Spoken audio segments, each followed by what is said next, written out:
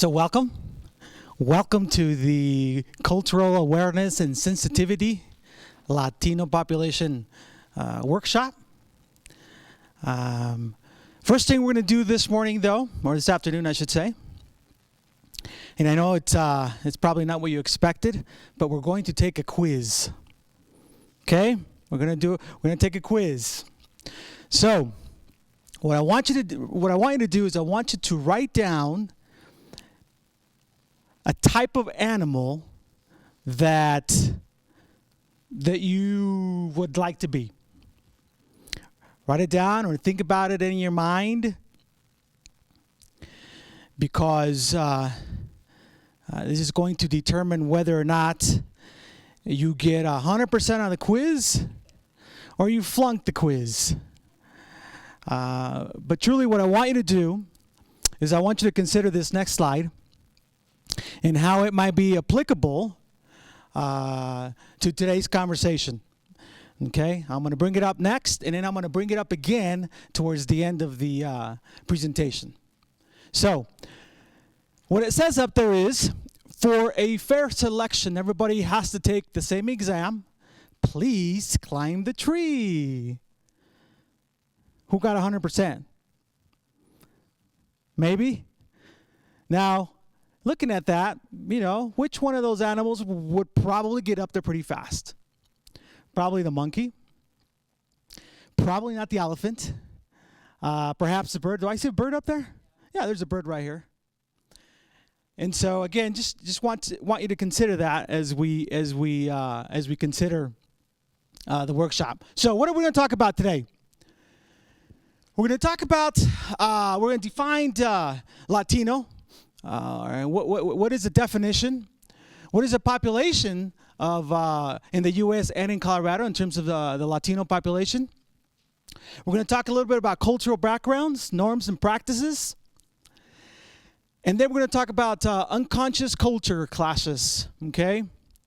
That's going to be an activity where you're going to have to pair up with somebody. So I'm glad we got enough people for that. And then we're going to talk about best practices for working with Latino community, recommended resources, and finally, things to remember. Sounds like a game show, doesn't it? Except in this one, you're not going to win anything in terms of money, but maybe knowledge. So let's get right into it.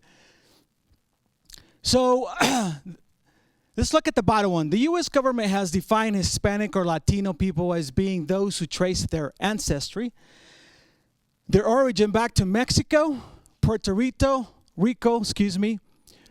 Cuba, Central and South America. Perhaps Spain, perhaps Brazil. And again, I remind you, this is the U.S. government definition. Okay? If you go to Cuba, they may not accept that term. If you work with somebody from Argentina, they may not accept that term either.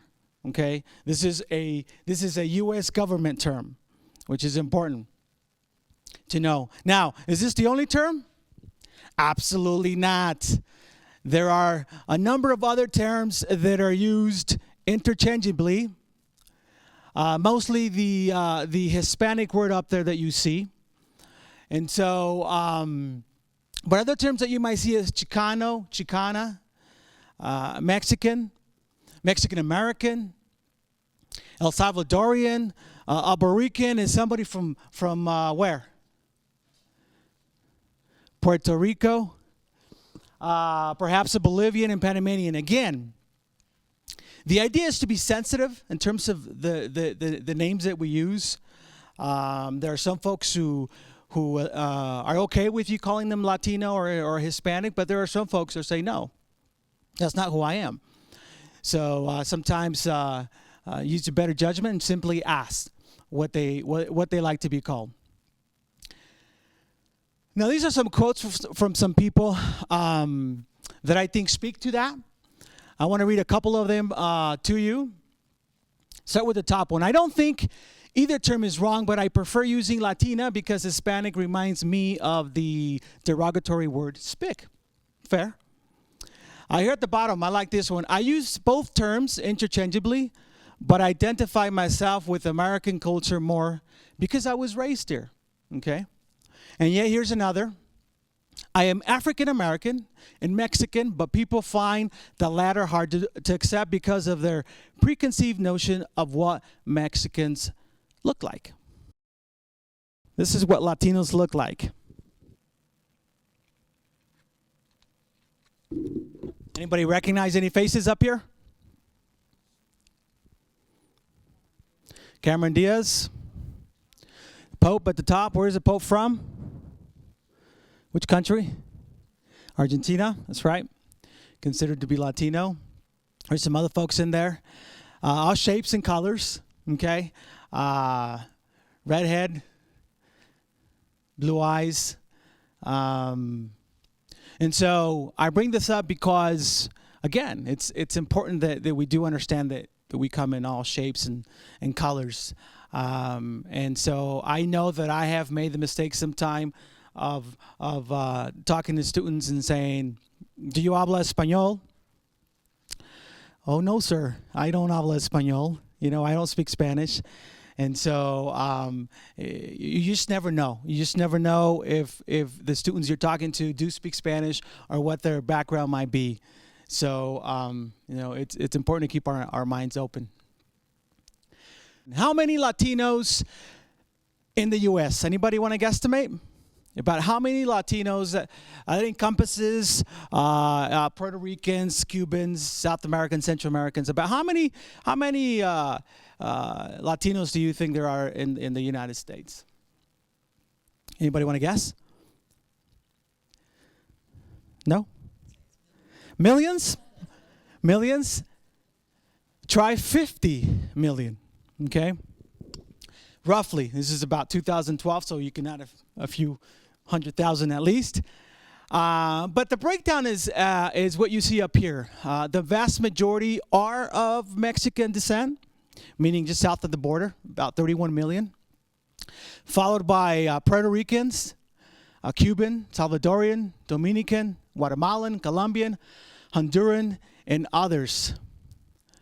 This is the difficulty in trying to corral all that it is Latino, because we're talking about a lot of different folks from different countries that have their own sets of cultures, traditions. But nonetheless, this is a breakdown. How many Latinos do you think live in Colorado? Well, let me tell you. About 24% of the population is Latino, or roughly about 1 million. What's interesting here is by the year 2040, we're gonna be about 34% of Coloradans. Okay, so as we discuss the numbers that we're looking at, I think it's important that as an institution we look at that and say, do we want to be proactive or do we want to be reactive?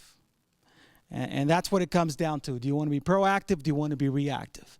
Looking at these numbers, I think gives you an idea what the future holds in some respects.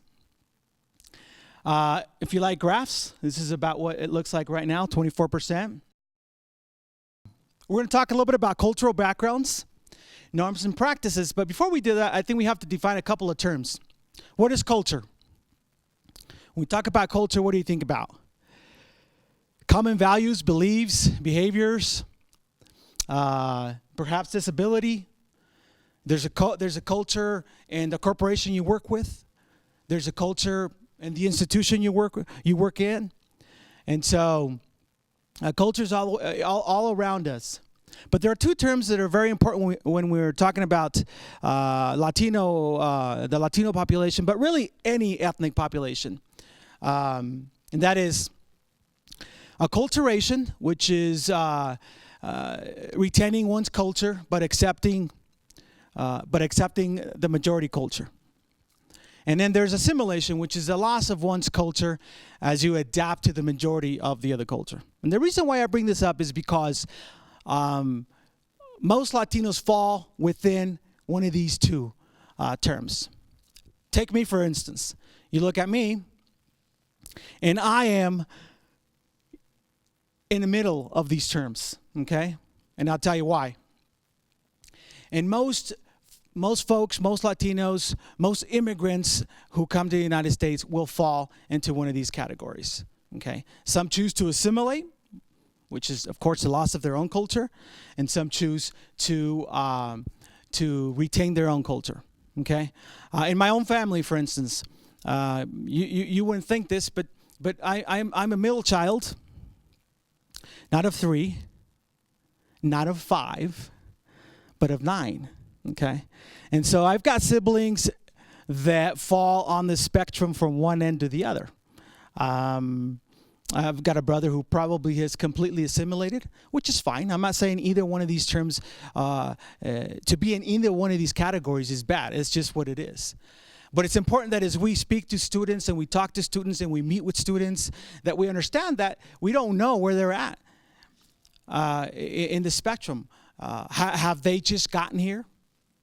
As we speak, we've got folks coming in who just arrived today, yesterday, a week, last week, a year ago, 2 years ago. But it's important to understand that they fall within these two words, okay? So let's talk a little bit about cultural background. So over 20 nationalities are considered Latino in the U.S., okay? Over 20 nationalities. So it's difficult to put everybody in a shoebox. That's just not the way it works. But there are some themes that are common. For instance, limited verbal expression towards authority, a collective group identity, strong religious beliefs. Take Mexico, about 85% of the population is Catholic. Take Brazil, about 95% of Brazilians are Catholic. Spain, which is also considered Latino, according to the U.S. Department, of course. They're about 99% Catholic. And so that's important to know as we're working with these students. Again, strong family values, strong work ethic, and of course machismo. Machismo is a concept that you find it's very common. It's very common amongst many of our Latino cultures. And so it's important to note that and to understand that. You know, what does it mean when you meet with these families, when you're working with these families, when you've got staff that you're working with as well? It's important to try to understand as much as you can.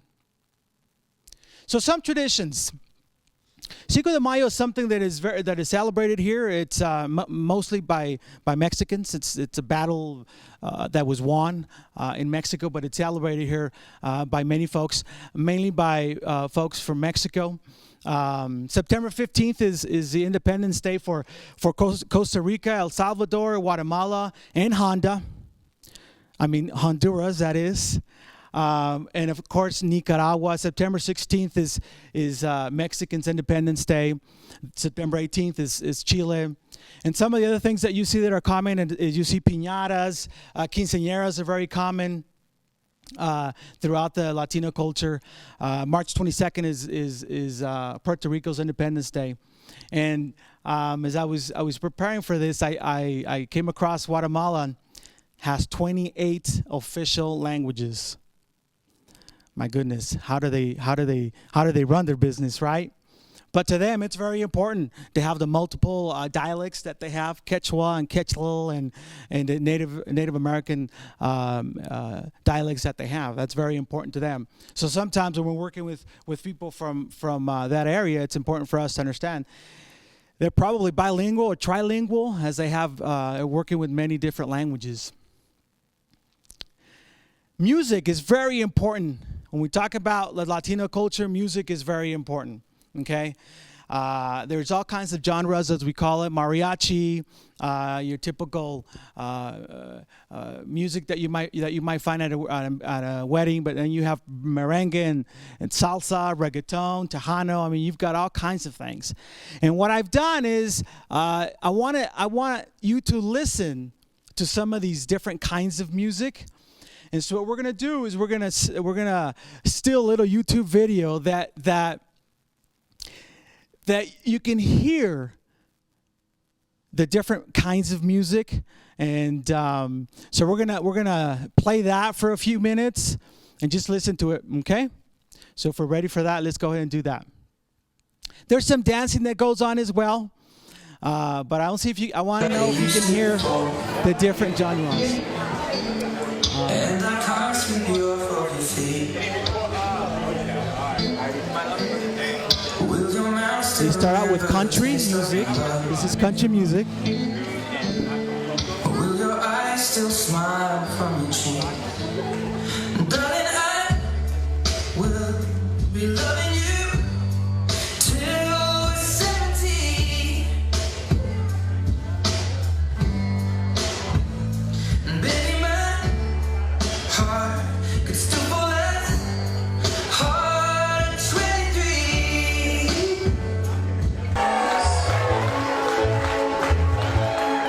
When the night So that would be considered something like a bachata, is what they call it.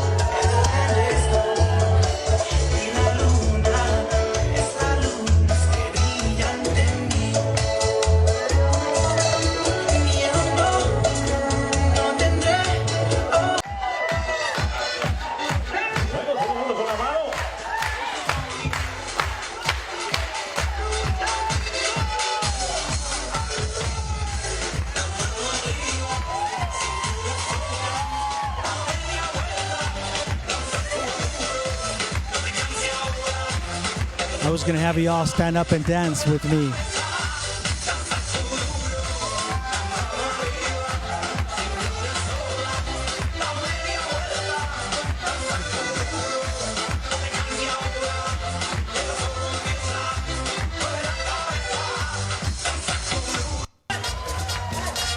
Here's another one.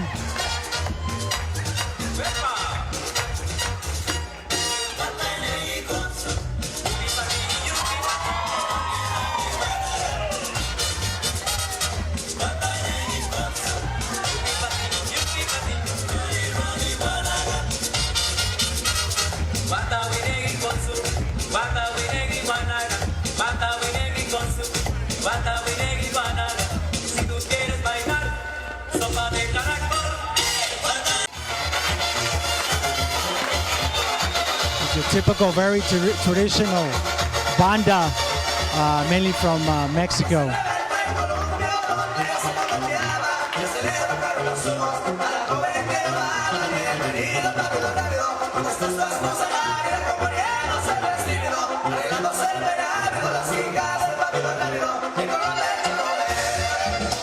I should have brought my hat.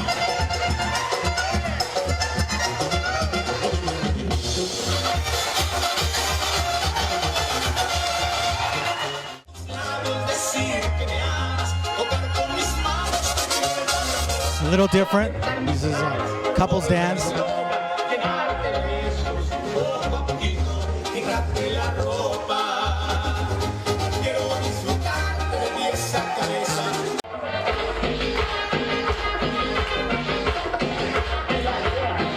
This is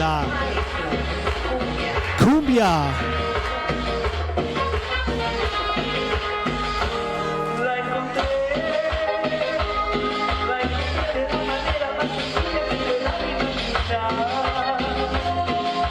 All right. Anyways, music is very important, and often when I go visit my grandparents and I go back to Mexico, I mean the first thing that you hear is music in the restaurants, music in the stores. I mean, just everywhere. In the workplace, they just listen to it all over the place. So just wanted to give you a little taste of what that looks like. And of course, you have to talk about food when you're talking about traditions. So as I was putting this together, I was thinking, what can I possibly use? Because again, there are many traditions, there are many cultures. So I put together about 5 or 6 slides of the different most popular foods that you would probably recognize even here. So here you go. This is caldo de pollo, or a little chicken broth kind of a thing. Very tasty, very common in many of the cultures that you might go to.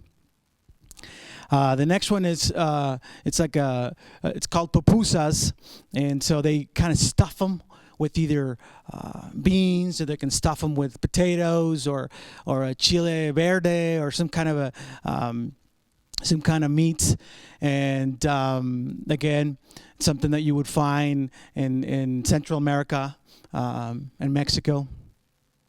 Fried fish. I gotta tell you, the first time I saw this. I saw my wife eating a fried fish.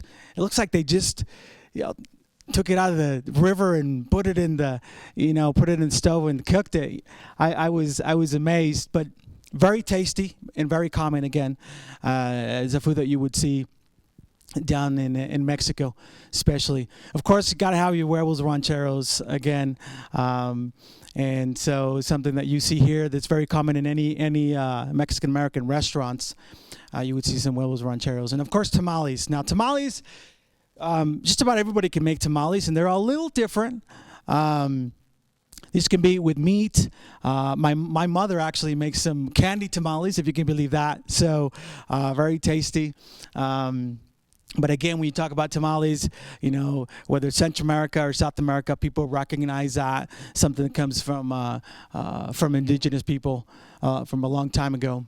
And of course, you can't talk about food without mentioning salsas. I mean, there are a plethora of different kinds of salsas that you're going to find: green salsa, red salsas, mild salsas, and so.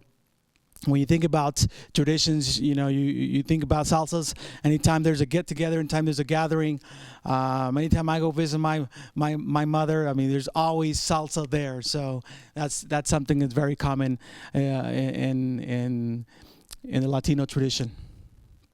So we've come to the place, or in the presentation, when I'm going to ask you to team up with somebody, because we're going to go through a couple of exercises, okay? So, if you two can be together, right here, just stand face to face, and then you two can stand face to face. So when we talk about unconscious culture clashes, basically what we're talking about is those little nuances that we are not accustomed to, okay? And so we're going to go through a series of different ones just to kind of give you an idea. The first one, the sense of personal space. Mainstream America, you're about arm's length. So do that, and if you're about right. So that's about where most of us that's the space that we want. But in the Hispanic culture, you're closer than that. Probably, as it says right there, arm's length, perhaps a little closer. And that's kind of the space that you would be encountering if you talk to somebody.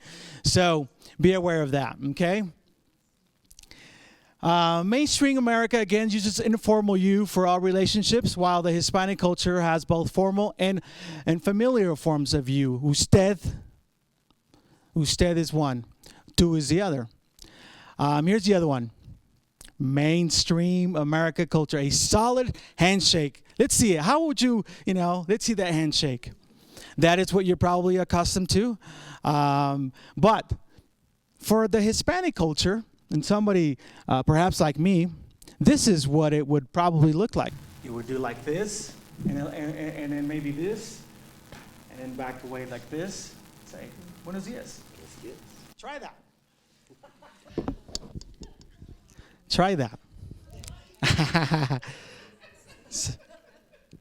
And you would find a lot of that. As a matter of fact, I encourage you, just look at the Spanish news broadcasting, and you'll see that as they're doing their broadcasting, you might see people how they greet each other, and most of the time it's a handshake, a gentle handshake, and perhaps a hug, kind of a thing. Okay. So, oh, I love this one. Mainstream, and this is so difficult for me when I'm speaking to people, trying to have that direct eye contact. And so a lot of times when we're meeting with people of Latino cultures, they will tend to look away from you. And you'll notice that right away. It's not a sign of disrespect or the fact that they're embarrassed. It's just the way they grew up. And that's important because even, as I have conversations with people, I have to really try hard to keep my eye contact looking at you. And I'm like, oh my God, how long do I have to do this for? And it is difficult, and you'll see that when you run into that, it's very obvious. It's very obvious. They'll look away. I had a conversation yesterday with a young Latina gal from Jefferson High School, and it was about a 20-minute conversation, and she did not look at me once. I'm okay with that. That's just the way they grew up. It's part of their culture. So. You can sit down now. You can sit down. Thanks. So, time. For mainstream, time is limited and finite. You have an appointment. It's at 1 o'clock. Be there. Right? That's the way we function. That's the way I function now. I have an appointment. Try to be there. As a matter of fact, if you're on time, you are late. I've heard that. But in other cultures, it's not that finite. You have to be there at that time. Okay. I'll get there when I get there. Now we all learn very quickly, if you work in an institution, that time is important, and so you adapt. That's part of acculturation. Okay, is you adapt to that time. But certainly, I've had birthday parties where I invite relatives or what have you, and I'll say it's at this time. They're not going to get there at that time. They're going to get there whenever they want to get there. But it's important to understand that as we're working with folks, that it's important, the differences. And here is the concept of family. Nuclear family for mainstream America. Children are encouraged to be independent. Go to NJC or go to Kansas or to go to a university or wherever you might want to go. Whereas in the Hispanic culture, Latino culture, extended family, it's very common to have your grandparents with you. And it's very common to have, even your children's wives or husbands stay with you, to have, depending on the situation. But it's not encouraged to say you've got to leave when you're 18 or go to school. So this is a tough one, especially for somebody like myself, who I believe to be in the middle of that spectrum, and so as I see my daughters grow up, how am I going to see that? Am I going to want them to move away, to California, or I want them to go to Ames Community College? And as a parent, that's going to be something that we're going to have to deal with, because I've lived in this area, and I've lived in this area for many, many years. My siblings all live within this area. I like to tell people we all live within like a 10-block radius of my parents. And anytime anybody goes out of state, we have to let my parents know. Not true, but it feels like that sometime. And part of that is our culture. I visit my mother quite often, and it's hard to get away from that, and it's difficult for me. So I know that as a parent, I'm going to have a decision in terms of, how do I rear my children. And I do want them to become independent. I do. I want them to go and explore. I want them to go wherever they want to go. And that's the part of me that says I'm adapting to that new culture, to the majority culture. So orientation, mainstream America focuses on the individual, independence, again, personal fulfillment. That's what we're talking about. Whereas the Hispanic Latino culture still focuses more on the core groups, looking out for others, achieving group harmony or perhaps family harmony. And that's still very important. And I live it. I live it every day. As I was telling you, it's still very important for me to be around my family, to be around my parents. So authority. So all people are equal. Authority can be challenged. Mainstream America, again, Hispanic, Latino cultures, power is centralized. You defer to authority. Authority knows best. Politicians know best. And it's definitely a concept when you get new folks from different countries. It's definitely a different concept for them to grasp, and more importantly, for them to apply to their own lives. But nonetheless, it's important that we know that control, mainstream American, individuals have control. You can solve your problems, okay? Whereas in the Latino Hispanic culture, individuals have little control over destiny, adapt to problems, or change disrupts harmony. This is very important when we're dealing. In my case, when I'm dealing with students, when I talk to students and I say, look, you have control. You have control over your life. Again, that's part of my mainstream adaptation. Whereas they may say, well, no, it's just wherever I wound up, that's going to be okay. So this is important for us to know and consider as we're working with students and folks from the Latino culture. Learning, mainstream American, interactive, experimental, drawing on one's own conclusions. Again, the Latino culture. Instructor guides the student in a formal manner, dependent on written materials. This is very important from an educational standpoint, from a faculty standpoint, to understand that this is kind of what you're going to get when you're in the classroom. You're expecting them to draw, their own conclusion, but perhaps they're not quite there yet. They may need a little bit more guidance from you, a little bit more direction from you. So as a faculty member, I think this learning component becomes, I think, very instrumental to apply in your classroom, and to keep in mind that this might be little nuances that ultimately will play a big factor in their learning abilities. Practice for working with Latino communities. I have 5 up here, but I certainly think there are more. But as we consider working with the community, with Latino Community College, it's important. I think we view Latino students and the community as an asset. I think it's important to have institutional commitment at all levels when we're talking about Latino individuals. Advertise employment opportunities as well. Understanding the makeup of the student body. Does anybody know what the Latino student ratio is here at Ames? 20%?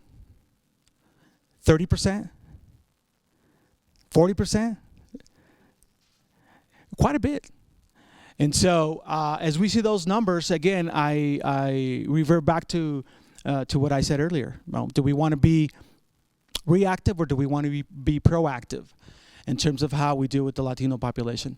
So understanding the makeup of the student body. And of course, you want to try to have diverse group of speakers at every juncture. Every meeting is possible. You want to have voice representation. If you want to help in that cause. Okay. These are 5. Certainly, there are others. They're out there that we can employ. Recommended resources to learn more from. This is where I got some of my resources. El Celsia in education is one. The Hispanic Department from University of Northern Colorado is another. The Colorado Department of Education Migrant Education Program was another one. LULAC, League of United Latin American Citizens. And then www.maldiv.com is another organization. And finally, La Raza is another organization that has a lot of information when we're talking about the Latino population. And again, these are just a few. I'm sure there are more out there. Okay, so things to remember. leave your bias at home or at the door. Um, seek first to understand before judging. Refrain from making assumptions. We spoke about that. Again, most humans are in the pursuit of the same thing as you and I, one which is better life through education. And lastly, how can you help and positively impact those you encounter on a daily basis with achieving their goals and their dreams? So how can you apply and impact those around you? And sometimes all we need to do is learn a little bit about them, the little nuances that I spoke about. I'll give you an example. A while back, I was meeting with a Somalian family and had a conversation with them. And at the end of the conversation, I shook the man's hands, and then I went out to shake the female. And yeah, you're nodding your head. No, it's exactly right. No, they don't do that. And so that was a learning experience for me, which I have, and now I understand that. But little things like that once you learn what they are, I think it makes it for a more efficient and effective communication back and forth. Little things like that. Okay? Again, going back to this slide, there's diversity in every one of those animals out there. Just like there's diversity in the people, and we all have our strengths, and we all have our differences. And so it's how we learn about them and how do we apply our differences. Lastly, a quote by Mr. Cesar Chavez, and I don't mean the boxer Cesar Chavez. I mean the activist Cesar Chavez. The preservation of one's own culture does not require contempt or disrespect for other cultures. And I think that's important to take with us and to understand. Is to say, all we're doing is learning about different cultures along with our own culture. And I'll always remember what one of my favorite professors said, Dr. Roberto Cordova, Damien's dad. He said, Mario, you know what? It's great to be able to live in both cultures because you're able to take what's good about them and apply it to your own life. And it's true. That's what I'm able to do is take what's good about both cultures and apply it to my own life. I certainly like my tacos, but oh my God, I love a good pizza. And so I like that I'm able to do that and go back and forth. And that is the end of the presentation. If you have any questions, I can definitely entertain those. If not, then I thank you for your time. I'm going to give you, or did you give them the handout already? That's a little handout that I used up here. Take that with you. Keep it with you. That's something that I like to look at every now and again, just to remind me of the little nuances that I can apply and employ in everyday life, until you remember that they're there. And so whether it's the handshake, whether it's the eye contact, again, it's nice to have that with me. So as we become more and more multicultural, I think it's important that we become more sensitive to those different cultures. And so, again, thank you for being here, because that's part of it is being here and being engaged and listening to these kinds of conversations. So, thank you.